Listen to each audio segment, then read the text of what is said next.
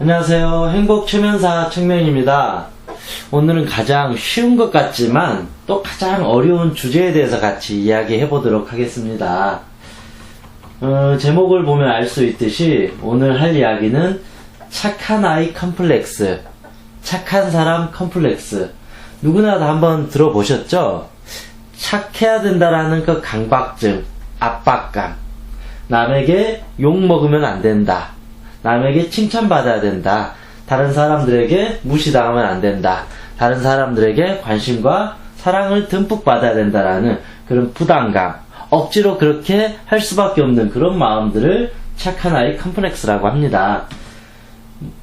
제가 간단하게 한번 적어본 바로는 남에게 칭찬이나 관심을 받고 싶은 욕구가 아주 많은 사람,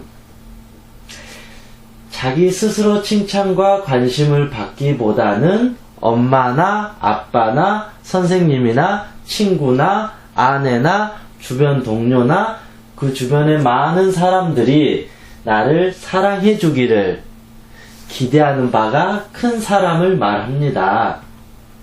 두 번째, 스스로가 착한 사람이기보다는 내가 스스로 실제로 착한 사람이기보다는 그렇게 보여지고 싶은 사람, 실제로는 착한 사람은 아닐 확률이 아주 높은데 남들에게 비춰주기에는 저 사람 참 착해, 저 사람 참 배려심이 많아, 그런 식으로 좋은 모습을 만들어가고 싶은 사람들을 말합니다. 그리고 세 번째, 잘 참는 사람을 우리는 저 사람은 착해. 근데 실제 잘 참는 사람은 착해서 참는 게 아니라 싸우기 싫으니까, 아니면 무서우니까, 괜히 말다툼하면 나도 짜증나니까, 그러기 때문에 잘 참는 경우가 많죠. 잘 참아주니까 상대방은 착하다, 너 착하다, 네가 배려해줬구나, 네가 이해를 해줬구나 라고 오해를 하기가 참 좋죠. 우유부단한 사람, 그러니까 착한 사람은 남에게 사랑을 받아야 되잖아요. 그러면 거절을 기본적으로 하면 안 돼요. 왜냐면 내가 거절을 하면 너 나쁜 사람, 왜 너 내 의견에 동조하지 않아, 너 싫어라고 하면서 나를 떠나가 버릴 수도 있으니까 되도록 그 사람들은 착한 아이 컴플렉스처럼 어떤 선택을 하지 못하고 자꾸 우유부단할 수밖에 없다. 왜냐하면 자기 스스로 결정하는 게 아니라 타인에게 잘 보여야 한다는 것이 주요한 어떤 신념이니까요. 나의 판단보다 저 사람이 날 어떻게 생각할까? 저 사람이 날 착하게 봐줄까? 아니면 나쁘게 봐줄까? 그게 주요하기 때문에 쉽게 선택하지 못해요. 그러다 보니까 결국은 자기 스스로 잘 참게 되고 다른 사람의 눈치를 보게 되고, 그러다 보니까 쉽게 결정하지 못하고 남들이 하자는 대로 되도록 따라가 줄 수밖에 없다. 나는 예술고등학교를 들어가고 싶은데 너무나도 착한 아이예요. 그래서 부모 말씀을 어기지 못해요. 그래서 자기는 예술고등학교, 예술대학교에 진학하지 못하고 억지로 인문계 고등학교, 대학교 공부 쪽으로 간다라는 거죠. 그런데 속으로는 그 부모를 엄청나게 원망하고 있다라는 거죠. 겉으로는 착한 아이처럼 살지만 실제로는 부모를 원망할 확률이 아주 높다. 그리고 자존심이 센 사람, 자존심이 세다는 것은 남에게 눈꼽만큼도 약한 모습, 창피한 모습, 허약한 모습을 보이지 않으련다라는 거죠. 그거는 또 하나는 결국은 남에게 착한 사람으로 보이고 싶다. 남에게 완벽한 사람으로 보이고 싶다. 그런 사람들의 자존심이 결국 세다라는 겁니다. 그래서 자존심이 센 사람도 결국은 남에게 잘 보이고 싶은 욕구 때문에 그렇다. 즉, 그 사람들도 착한 아이 컴플렉스에 걸려 있습니다. 그렇게 따지고 보면 거의 대부분의 우리 인간들이 착한 아이 컴플렉스에 빠져 있는 것 같아요. 도대체 왜 그럴까요? 어린 시절부터 부모 말 잘 들어야 되고 선생님 말 잘 들어야 되고 남에게 욕 안 먹어야 되고 동방예의지국이고 실수하면 안 되고 실수하면 큰일 나고 열심히 살아야 되고 그런 어떤 지나친 남에게 잘 보여야 된다는 허례의식, 남의 눈치 보는 삶, 스스로의 어떤 삶을 존중하기보다도 자꾸 남의 눈을 의식하면서 그렇게 우리가 교육도 받고 그렇게 살다 보니까 우리는 어느 순간 착한 아이 컴플렉스에 빠진 채 살고 있어요. 그런데 실제 우리의 마음은 착하지가 않다. 얌전한 고양이 부뚜막에 먼저 올라간다. 자꾸 스스로를 착한 척 하다 보면 내 가슴 속에, 마음 속에 분노가 생겨요. 욕구가 점점 세져요. 쾌락을 즐기고 싶어져요. 그러다가 나중에 큰 사고를 치죠. 그래서 TV에나 신문기사 같은 데 보면 사고를 많이 친 사람들 보면 대부분의 주변 사람들, 저 사람은 정말 착한 사람이었는데, 내 아들 사고 한 번 안 치고 착한 아이였어요. 저 교수님 진짜 공부만 열심히 하시는 분이었는데, 어떻게 저렇게 이상한 성범죄를 저질렀는지 모르겠네요. 우리 아들, 부모 말 그렇게 잘 들었는데, 왜 친구들을 그렇게 매일 때렸는지, 왕따 시켰는지 모르겠어요. 저 어머니, 우리가 자주 만날 때는 정말로 아이들을 사랑하고 말 조심하고 그렇게 좋은 엄마였는데 그렇게 자기 아들을 학대하고 때렸는지 몰랐어요. 이런 식으로 겉으로 번지르하고 아무 이상 없어 보이고 실제로는 선량해 보이고 양심적이고 지나치게 도덕적으로 보이는 사람이 이 착한 아이 컴플렉스에 대부분 빠져있다. 그런데 본래 심성이 안정되고 좋은 사람이라면 상관이 없겠지만 그들은 대부분 잘 참는 사람이다. 스스로의 마음을 숨기고 있기 때문에 그 분노, 억압, 두려움, 공포 이 모든 것이 언젠간 터질지 모를 정도의 활화산이 되고 있다. 그런 사람들이 나중에는 남에게 큰 상처를 주거나 아니면 남에게 큰 상처 주는 게 또 무섭고 미안하니까 자기 자신한테 상처를 주게 됩니다. 그래서 생각보다 이 착한 아이 컴플렉스는 내가 착한 아이 컴플렉스에 빠져 있구나를 아는 게 중요하진 않습니다. 그 이후로부터 당신의 가정, 비즈니스, 삶, 사랑하는 사람들에게도 지대한 영향을 미치게 됩니다. 그래서 이 착한 아이 컴플렉스의 문제점이 무엇인가 한번 찾아보겠습니다.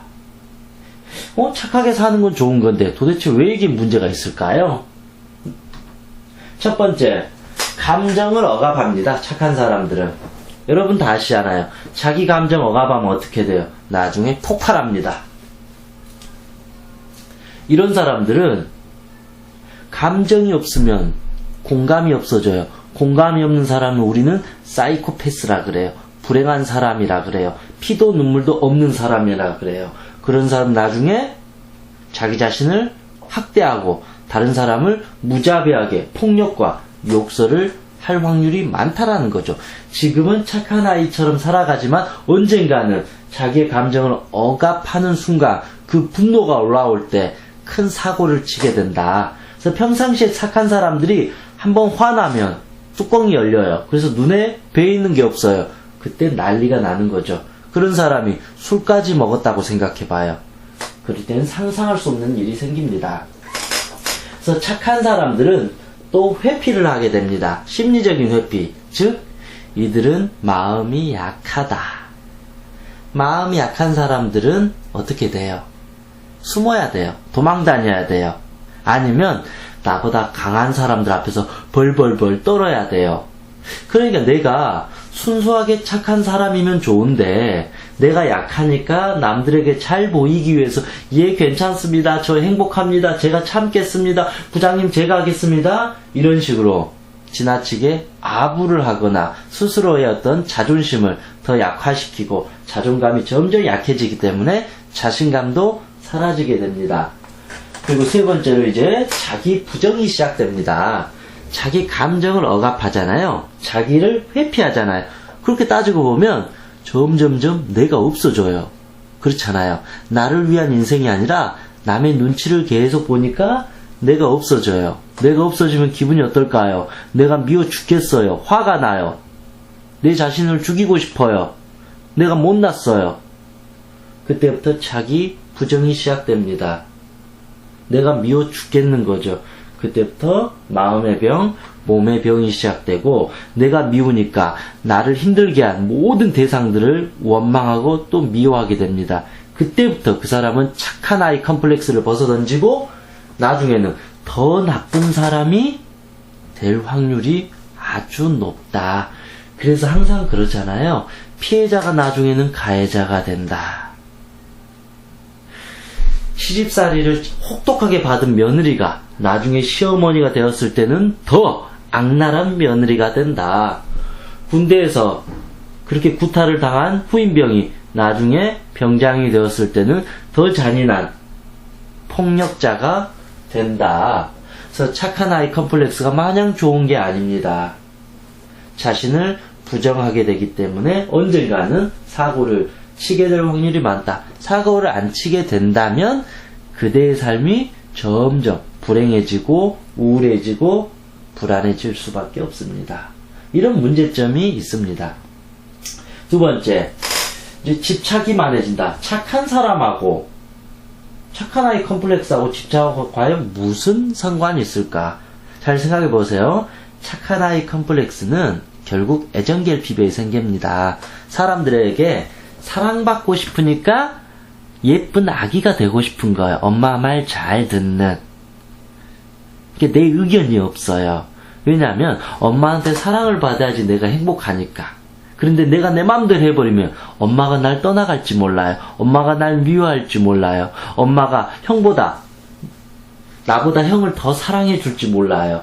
언니보다 더 예뻐해 줄지 몰라요. 그래서 애정결핍증이 생길 수밖에 없는 거예요. 그래서 집착을 하게 됩니다. 자꾸 엄마한테 잘 보이려고 하고, 자꾸 선생님한테 잘 보이려고 하고, 자꾸 남편을 의심하게 되고, 자꾸 친구에게 전화하면서 자꾸 친구를 확인하는 거예요. 그래서 집착을 하는 거예요. 이런 사람들이 사람에게 가장 기본적으로 집착을 하는데, 그 사람이 그 집착을 충분히 채워주지 않으면 이 사람들은 나중에는 돈으로 갈 수도 있어요. 돈에 대한 집착으로 가서 자기를 채우려고 해요. 자신의 억압된 마음을, 아니면 권력, 아니면 명예, 어떤 사람은 성적인 쾌락, 중독으로 빠져버리게 됩니다. 그래서 제가 착한 사람들의 대부분 성향을 보면 이들은 틀림없이 집착이 아주 많아요. 그것이 겉으로는 열정으로 보이겠지만 실제 내면에는 마음이 공허하고 약하기 때문에 물질이든 돈이든 사람이든 자꾸 집착하게 돼요. 근데 집착한데 모든 세상이 내 마음대로 잘 안 되잖아요. 그때 또 상처를 받게 된다는 것입니다. 그리고 두 번째, 이제 완벽주의가 있다. 결국은 그런 거잖아요. 착해야 된다. 이거 아주 위험한 거잖아요. 우리는 근데 착할 수가 없어요. 선한 모습으로 살아갈 수 있지만 우리는 항상 부족하기 때문에 완벽하게 착해질 수가 없다. 그런데 이 사람은 엄마의 사랑을 완벽하게 받고 싶어요. 이 사람은 친구의, 스승의, 애인의, 남편의, 아내의 모든 사랑을 완벽하게 받으려고 해요. 실수하지 않으려고 해요. 왜냐하면 실수하면 큰일 난다라는 사고방식이 있기 때문입니다. 그래서 결과적으로 항상 심리적으로 불안합니다. 이들이 어떤 사회 현장으로 나가게 되면 기본적으로 의사소통 장애가 일어납니다. 왜냐하면 자기 할 말을 자유롭게 하지 못하기 때문에요. 그것은 나아가서 발표 불안이 생길 수 있습니다. 대인공포가 생기게 됩니다. 시선공포증이 생기게 됩니다. 항상 사람들의 눈치를 보게 됩니다. 그래서 몸과 마음이 병들어 갈 확률이 아주 높다. 그렇게 봅니다. 마지막을 보겠습니다. 그래서 결국은 삶이 불행해지게 됩니다. 계속 참고 살면 화병이 생기잖아요. 화병이 생기면 얼마나 우울하고 불안해요. 삶 자체가 짜증이 나는 거죠. 그게 아니면 이제 범죄 가능성이 생깁니다. 제가 요즘에 사람들을 쭉 관찰하면 저 사람은 왜 이렇게 나쁠까? 그런 사람들은 큰 사고를 치지 않는 것 같아요. 잘 자란 사고를 치는데 저 사람은 너무 착한 것 같은데 실제적으로는 불안해 보이는 사람들이 있는 거예요. 남들 앞에서는 도덕군자예요. 실수 하나도 않고 정말 착한데 실제 그 사람의 내면을 보면 분노가 엄청나요. 술 한잔 먹으면 갑자기 돌변해서 사람을 죽여버리겠다 그래요. 밖에서는 그렇게 현모양처인 아내이자 엄마 같은데 집에서는 막 자식들의 욕을 하고 남편을 때리고, 그 남편도 겉에서는 정말로 능력 인정받는 판사고